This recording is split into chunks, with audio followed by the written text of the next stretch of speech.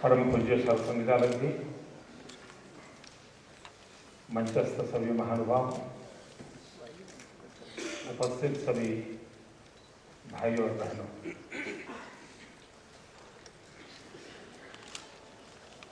मैं डॉक्टर बजाज का आभारी हूं और आनंद प्रकट करना चाहता हूं क्योंकि गुजरात का ये स्वर्णिम जयंती वर्ष है और स्वर्णिम जयंती वर्ष में वांचे गुजरात ये हमारा एक बहुत सफल प्रयोग रहा है और उसी समय आप एक बहुमूल्य ग्रंथ फिर एक बार गुजरात के वाचकों के हाथ में दे रहे हैं, इसलिए मैं आपका साधुवाद करता हूँ। वैसे हिंद स्वराज इस ग्रंथ का यह शताब्दी वर्ष है। अच्छा होता देश के अन्य संस्थाएं, भारत सरकार इस कार्य को अपने हाथ में लेती और 100 वर्ष पूर्व पूज्य बापू के विचार क्या थे, कैसे थे और आज भी वो कितने उपयुक्त हैं, यह बात देश के कोने कोने में पहुंचा दी। लेकिन उन्होंने नहीं किया, लेकिन किसी ने तो किया और इसलिए भी डॉक्टर बजाज अभिनंदन के अधिकारी हैं।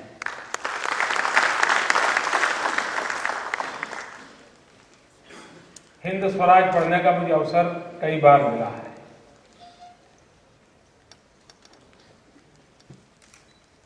चालीस साल की आयु में गांधी जी ने ये अपने विचारों को लिपिबद्ध किया है। उनके हस्तप्रत जिन्होंने देखी होगी, उन्होंने देखा होगा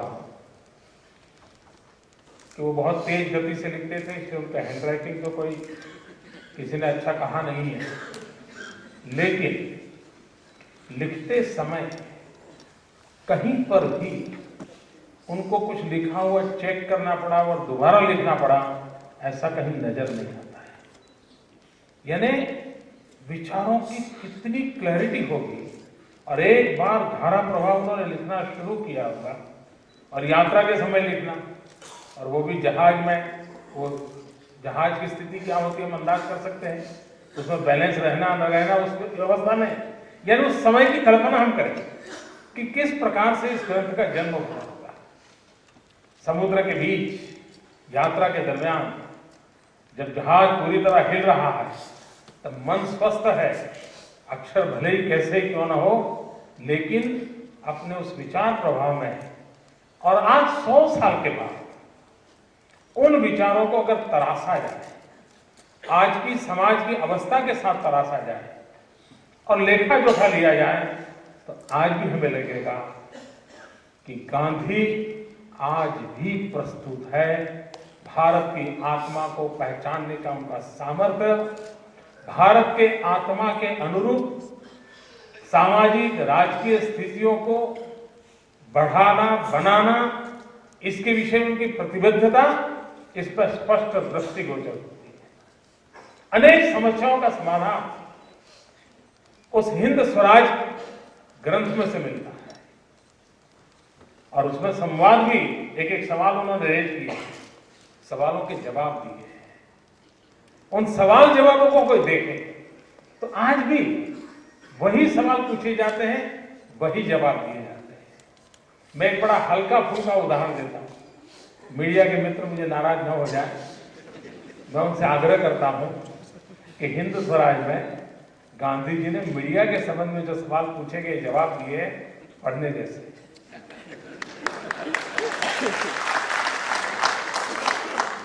और लोगों ने भी पढ़ने जैसे, क्योंकि कभी कभी सार्वजनिक जीवन में जो लोग हैं वो मीडिया के प्रति बड़े नाराज हो जाते हैं, आलोचना करते हैं, ये सब ऐसे हैं, वो वैसे हैं, वैसा हो गया, वैसा हो गया, ये सुनने को मिलता है, सबको मिलता है। ऐसा नहीं है। 100 साल पहले गांधी जी को भी यही परेशानी थी। तो ये कुछ बिगड़ गए हैं, बिक गए हैं, ये जो आरोप लगते हैं वो सही नहीं है। हिंद स्वराज में बड़े विस्तार से उन्होंने अपनी वेदना को प्रकट किया है। उन्होंने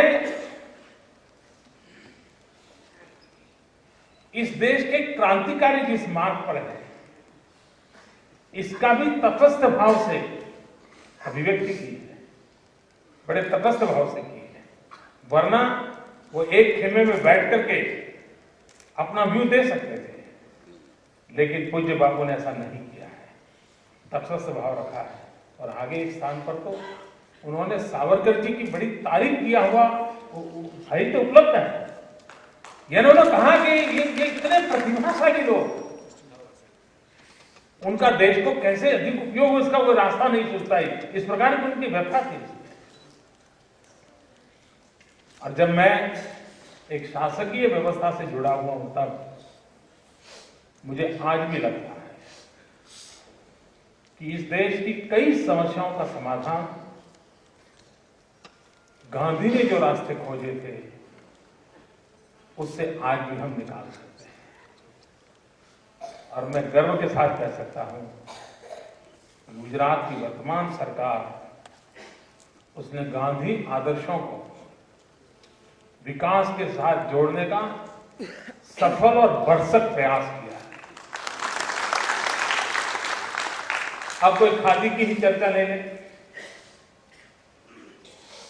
एक प्रकार से खादी यानी नेताओं का एक costume, special type of costume, इस तक उसकी सीमित रह गया। उससे अधिक उसका कोई, यानी राजनीति करने के लिए हिस्सा वही बन गया। गांधी ने उस अर्थ में खादी को नहीं लाया। आज अगर एनवायरमेंट की दृष्टि से खादी को देखें, अगर मिल के अंदर कपड़ा तैयार होता है तो 1 मीटर कपड़ा तैयार करने में 5 लीटर से अधिक पानी का उपयोग होता है, और खादी से होता है तो आधे लीटर में हो जाता है। अब ये उस समय गांधी की सोच देखिए, आज एनवायरमेंट की समस्याएं देखिए, पानी का संकट देखिए, तो उसका जवाब वहां था। हमने सरकार में आग्रह किया कि कहीं किसी को स्वागत करेंगे, रिसीव करेंगे, तो हम सरकार में मंच पे खादी का हैंडकरचिप देते हैं। अब निर्णय तो बहुत छोटा है, लेकिन उसके कारण खादी की बिक्री में बढ़ावा शुरू हुआ। हमने कार्यक्रम शुरू किया 2 अक्टूबर को। भारतीय जनता पार्टी के सभी कार्यकर्ता और सरकार के लोग भी जुलूस निकाल करके खादी खरीदने जाए। अब हम लोगों को ये नहीं कहते कि आप खादीधारी बनो, हम कहते हैं आपके घर के अंदर 10 प्रकार के कपड़े हैं, एक खादी का भी होना चाहिए। और उसका परिणाम ये हुआ है कि हमारे यहाँ 40% खादी विक्रय में वृद्धि हुई है, 40% इंक्रीज। अब गांधी विचार को जिंदगी भर जिन्होंने गाया बजाया,